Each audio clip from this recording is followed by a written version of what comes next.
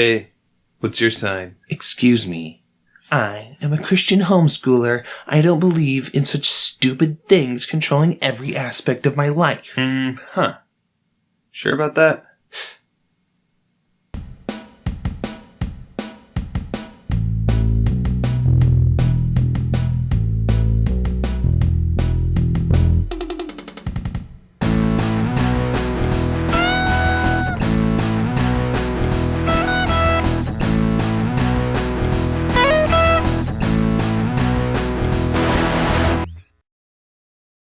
Hey y'all, Cornelius here. Have you ever wanted to get roped into a 2-hour-long lecture about something that probably has no impact on your life whatsoever? Me neither! However, if you so much as think the words Myers-Briggs around a group of homeschoolers, prepare yourself, it's gonna happen. Now, in case you somehow managed to not know what the Myers-Briggs personality types are, it's basically a series of quizzes and tests and theories and a bunch of stuff I don't understand that attempt to kind of break down your personality. Now, this is not your typical little BuzzFeed quiz. No, you can tell because of two reasons. First off, the Myers-Briggs personality quiz does not ask you what your favorite pizza topping is. And number two, Myers-Briggs personality type is not nearly as funny. Like at least a BuzzFeed quiz you can laugh at. Now, the idea behind the Myers-Briggs personality quiz is to figure out what personality type you have. You know, that whole thing about introversion versus extroversion, feeling, thinking, and a bunch of other stuff that I don't know much about.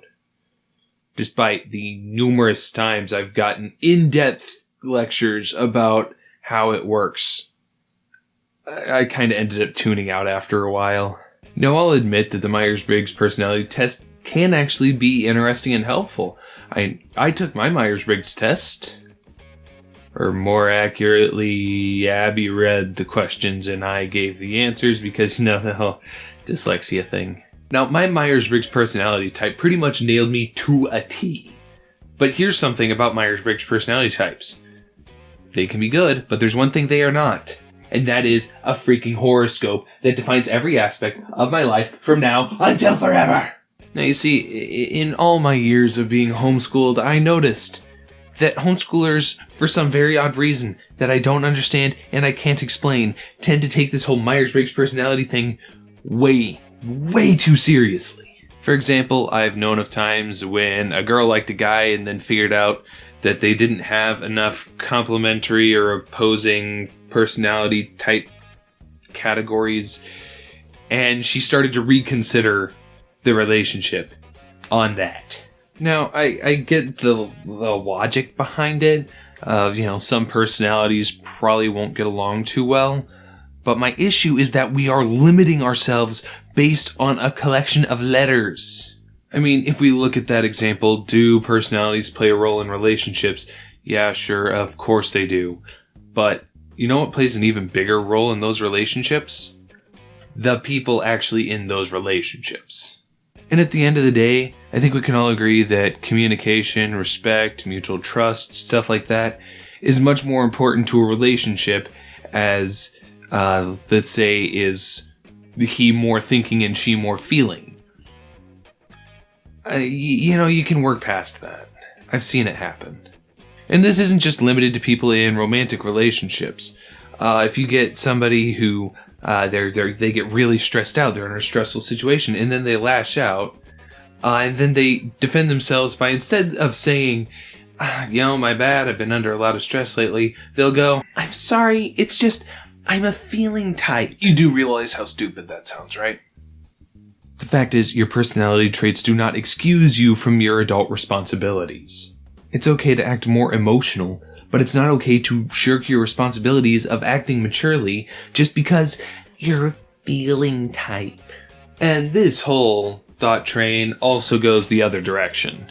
If a friend of yours is going through a hard time and you get snapped at for being insensitive, sure, you're a thinking type. You're looking at this rationally. But the fact of the matter is, in that situation, you are probably being a little bit of a jerk.